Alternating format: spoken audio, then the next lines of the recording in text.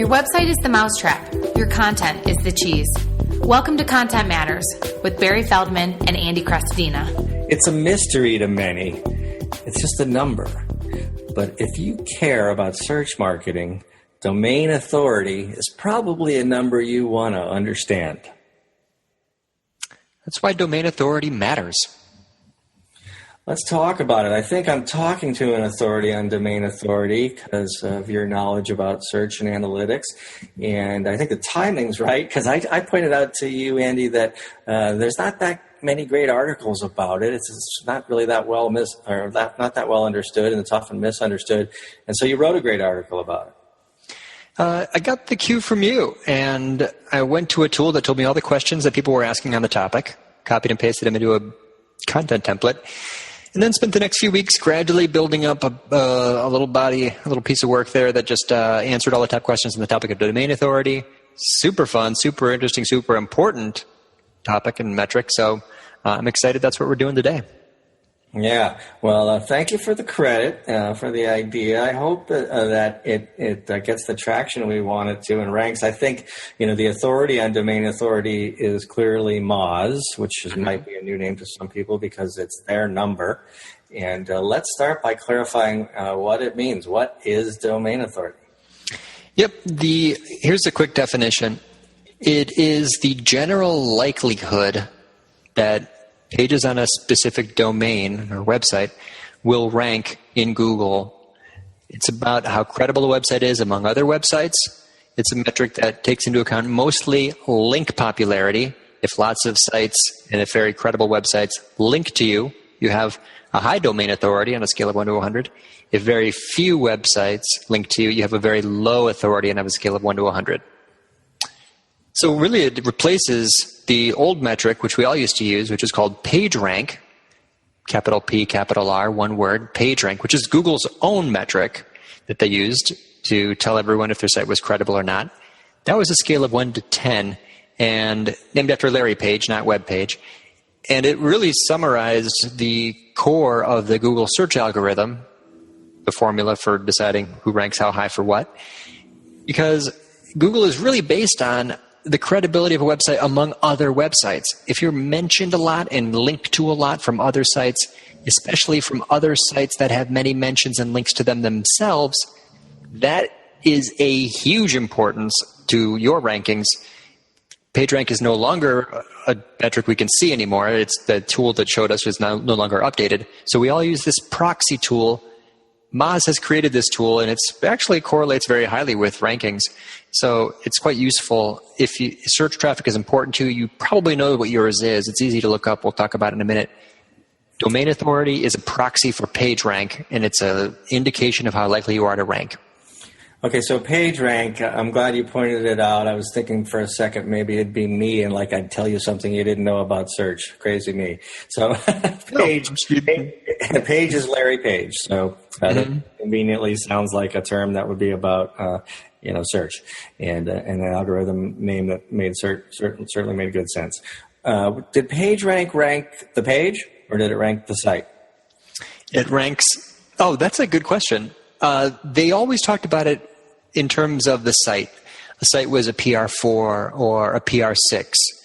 Right. It was like a really low resolution version. It's like a very broad brush of general authority or popularity among other sites. Right. So I guess if his last name was Website, that would have been even more perfect. Larry Website, the website rank. But let's make that distinction now, because if you dig into Moz, and we're going to tell you that you have to, if you're going to assess, the rankability of your site or your page for a certain keyword, you have to understand that Moz is going to deliver both page authority and domain authority. And we've talked about domain authority as describing, what you just said, the rankability or trustability or all those things of your site. And then that same tool that we're about to talk about tells you your page authority. So what's the difference?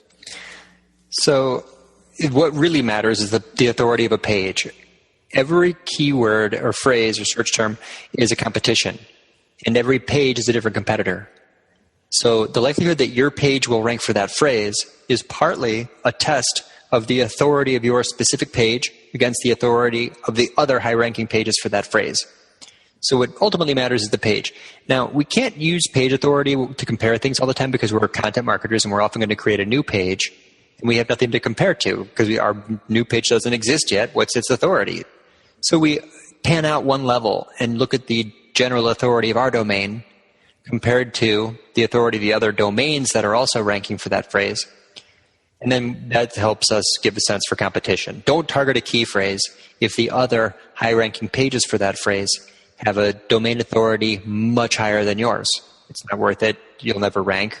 Go choose a more specific, less popular, but less competitive phrase. So we only use page authority when we're comparing a page that we already have, even though that is ultimately a much more accurate, much more high correlating factor, your PA compared to the others for that phrase. Yeah, well, I think if we're talking about a blog post, and for the purposes of the discussion, we might as well be your page authority, despite whatever your domain authority is. Let's say it's 50, like Feldman Creatives. Your page authority is 0, and then it's published, and it's probably 1, and it's going to go up. And the good news is it's probably going to go up relatively fast compared to other search metrics, whereas your domain authority is not going to go up relatively fast. It's a lot of work. It's a steep slope. All right, so we've distinguished those two things. Who should care?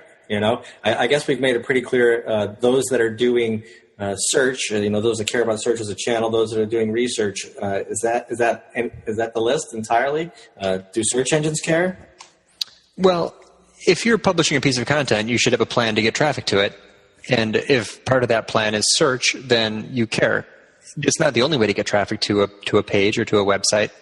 On the other hand, if you're designing a website or relaunching your website and you're creating service pages or product category pages, it is absolutely important to you to make sure that those pages are aligned with phrases and that you're targeting phrases for which you have a chance of ranking. So we should care if we are redesigning or building or optimizing pages on a site that already exists, or we should care if that happens to be our plan to drive traffic to a new piece of content, like a blog post that we're going to create.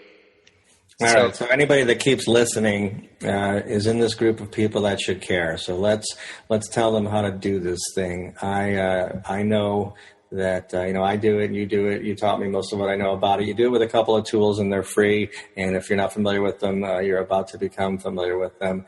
They are both from Moz. And they are called Open Site Explorer and Mozbar. So I don't really depend on Open Site Explorer all that much, although I recommend that you understand how to use it. So I'll tell them about Mozbar, and you tell them about Open Site Explorer. The Mozbar is an extension to Chrome, and I think maybe Firefox. I'm not positive about that. Do you know? I heard it doesn't work that well on Firefox. Someone's complaining about that the other day. Either it doesn't exist or it doesn't work as well. It's definitely... I was at a conference. Someone called Chrome God's browser of choice. I recommend it. Big G. All right. So, yeah, get Chrome, even if it's just for research. But you'll probably like Chrome better than whatever browser you have anyway. And then get this extension, and it's called Mozbar. And it just sits there up there on your bar of icons. What's the name of that bar? I don't know. It's right over there to the right of the address field there. The Omni box, they call it. It's over there on the right. All right, and so it's an M, and it's got three modes that you toggle through, and one of them is a number, and it will tell you the domain authority or the page authority. No, it'll tell you the domain authority of the page you're on. Mm-hmm. And then when it's off, it'll just say M, and then when it goes blue, that is going to give you more details at the top of your browser, and it's going to be the tool you use when you're doing search. So when you do a search, you go to Google and you enter in your search, and then you toggle over to the mode that will show you entirely different search page, because it's going to be populated now not just with the results you're used to seeing, but a black or gray bar beneath every hit that is going to tell you the domain authority, the page authority, and some useful information that you can click through to on links. Now, this is limited to a free version, and there is a paid version. But that is the tool that's going to allow you to do this keyword research that's going to make you successful at search. And now over to you, Andy, on Open Site Explorer. Yeah, it's basically the same data. It's all coming from this Mozscape, I believe it's called, is the tool that they wrote in the servers and the algorithm for calculating all this stuff. It is the version where you can go to their website, which you can get to from OpenSiteExplorer.com, although it will redirect you. It's moz.com/something/OSE. OpenSite Explorer is a place where you can copy and paste in any domain or any page, and it will show you the authority of that page on that domain. It's fun because below that, to the right of that, it shows you all the sites that link to that page or domain. RD stands for root domain, so it's how many of those sites linking to you. Below that, then, now that's the quantity. Below it, it shows the quality. It actually will show you all of the sites that link to that domain and what their domain authority is. This is important because quality is a much bigger factor than quantity. So you'd rather have, of course you want lots of sites to link to and for those to be a diversity of sites and for the backlink profile, they would say, for your backlink profile to look authentic and legit and to be real about it. We're not spammers here. But it's the quality down below. This is why PR is so important. Getting mentioned by big sites, media sites, famous sites. These pass exponentially more authority. You could say that a link from a site with a domain authority of 70 is worth 8 links from sites with domain authority in the 60s. So this is the other purpose, right? We're talking about domain authority as a metric for competitive analysis. Do I have a chance of ranking for that phrase? But the second purpose, and it's really the same algorithm, the second purpose is to measure the value of a link from another website to you. So suppose Barry is a champion guest blogger and he's going to write for a site today. He's got a choice of 2 different websites. Whichever site he chooses is going to link back to him in the author bio, if nowhere else. If this is a byline article, maybe it's a pitch. Maybe Barry's going to pitch an idea to another journalist. If he succeeds and that company, that blog links back to him, the value of that link is equal to the domain authority of that blog. So domain authority is also a way to consider prioritization when doing outreach or doing PR or pitching concepts or looking at potential partners. So it's actually a bit more than just evaluating competition for a phrase and likelihood of your site ranking. It's also a way to help consider or prioritize the possible options in front of you as you consider doing any kind of outreach, influencer marketing, blogger relations, or just digital PR. Yeah, kind of a search research tool, but also maybe explicitly kind of a competition tool too at the beginning of your explanation. That's what I gathered from you. So it made me think as you were talking about that, okay, I'm not just looking for backlinks because of guest blogging. I'm looking for high authority backlinks. It made me invent a new metric in my head. Maybe it exists. All the backlinks you get from your guest posts, with the number of the current domain authority added together, right? So my backlink authority is of 1.74 million.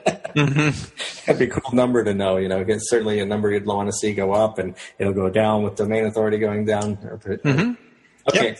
So the reason I asked you to write that post or consider writing that post was I wrote the book SEO Simplified for Short Attention Spans. There's a huge chunk in there based on an interview I did with you about how to get your blog post on page 1 of search. And you've already alluded to this, that ultimately you're going to use this number that this program is about today to say, I'm competing in a race I can't win, or I'm competing in a race I can win. So you often say, you're not going to win at the Motor Speedway at Indy on a bicycle, but you take that bike over to a foot race and you'll dominate. You're either looking for the foot race or you're looking for a bicycle race.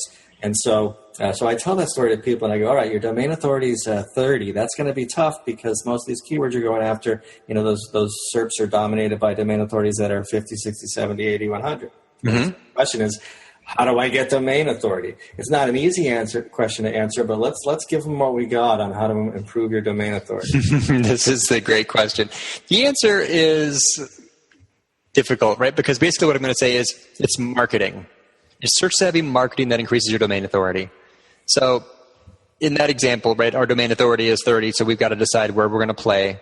I use a sports analogy sometimes. If you can score 30 points, what game do you want to play? Well, you don't want to play basketball. You're going to lose because you're only going to get 30 points every game. You want to play baseball where you're going to win every time. You were going to win every baseball game if you get 30 points every game, right? Football, you got a chance.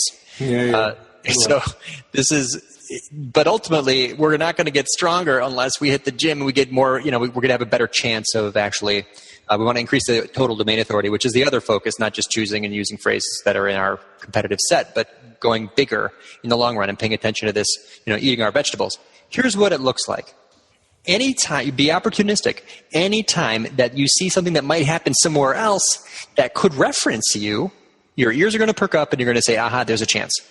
I saw a post recently where this guy said, here's a way to search to see which meetup groups don't have a sponsor yet. It was like this search query in Google that, search site:/meetup.com space no sponsor yet for this event. There's a list of places that could link back to him, right? Or I read a post one time that said, if you had $100 to do SEO, what would you do? One guy said, I would do a scholarship for $100, and I would reach out to 5 universities and say, I've got a scholarship here. Would you link back to my scholarship program and get some super high-quality links? It's basically the right way to do it is often a very clever combination of content and outreach. But if you're doing any kind of PR, just do it sensitive to search and try and look for that mention, ask for the link back, try to get, just pay attention to it. Or write for other people, or just build a network of people who are also content creators. Here's my best tip. 1% of people on the internet make stuff. We're the writers, we're the creators, we're the bloggers, we're the, editors. It's the 1% rule. As you go about your normal day in Facebook, Twitter, LinkedIn, wherever, Google+, whatever you're doing, pay attention to people who create content, add them to your network, begin to become friends with them. It's the people who focus on relationships and have a lot of a big active network where they're helping and sharing and working together, collaborating, getting and giving contributor quotes, getting and giving interviews, being part of and including others in roundups. This is how links happen. Think back to any link that you made, reverse engineer that process, and pay attention to others.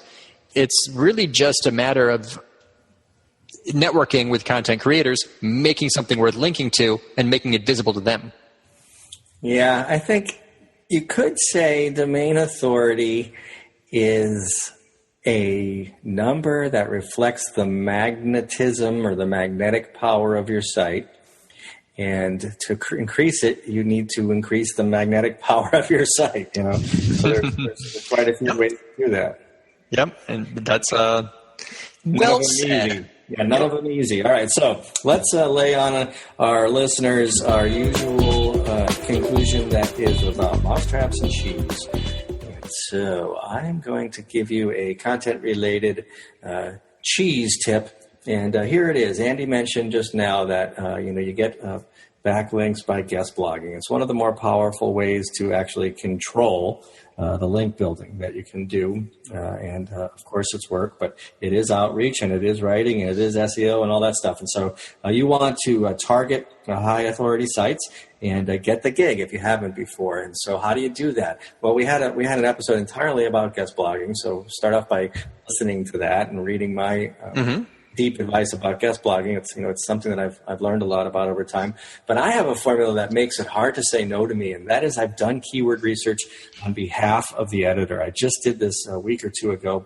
I told Entreport, who is my marketing automation software provider, that they should have a post that answers the question, what is a business automation consultant? Because it's got a fair amount of volume and it has very low competition, and I'm going to give them this post. And yes, please do. And it ranked about an hour after it went up. So I think you can kill it with an editor by showing them that you care so much. You've done keyword research on their behalf. You might even do keyword research they don't even know how to do. Yeah, I love that. If you're a guest somewhere at someone's house, you leave a 6-pack of beer in the fridge when you go. That's how to be a good guest offline. That is a beautiful way to be a guest online, because as a guest blogger, you're leaving them with a gift that's going to keep giving. They will see you in their stats forever after, and you will definitely get invited back. All right. I got a mousetrap tip for you. I believe in creating hubs of content, interconnected sets of work, different things on different topics that all build on and relate to each other. And that gives you a search and a social media benefit. Here's how it works. Don't just make one post on one topic and then go make some other post on some unrelated topic. Stay more focused on that topic for longer. The winner is the one who's more structured and persistent in their content marketing. So after you create that piece, create another piece in a related subtopic and link back to it. Create other content targeting other keywords and link back to it. You're going to make content collaborating with other influencers and co-creators, so it's not just all you doing the writing. You're going to create stuff in other formats, such as audio, infographics, diagrams, webinars, ebooks, live events, whatever you're going to do. And then finally, you're going to publish in other places, like we've talked about. That's going to give you more authority. So it's basically a content hub is a set of interrelated content, interlinked content that covers off on 5 different things: topics, keywords, creators, formats, and locations. Very few bloggers do it. The ones that do win in the long run. They win in the long run because they've got higher domain authority. They're getting links from other sites. They've got higher page authority. They're linking between their pages from one high authority page to another. They're connecting with other bloggers who share their stuff, getting a social benefit.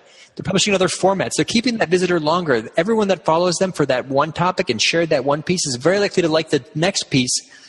Adapt your publishing calendar to stay more focused on a theme for longer. That's how to create a hub, and that's how you're going to win at search and social in the long run. Right on, content marketer. Right on, Content Matters listeners. Produce the best cheese and just kill as many mice as you possibly can. And join us in our next episode when Andy and I are going to talk about the power of being an author and going with really a broader description than what it means to be an author. So stay tuned for our next episode. Thanks. Thank you. Looking forward to it.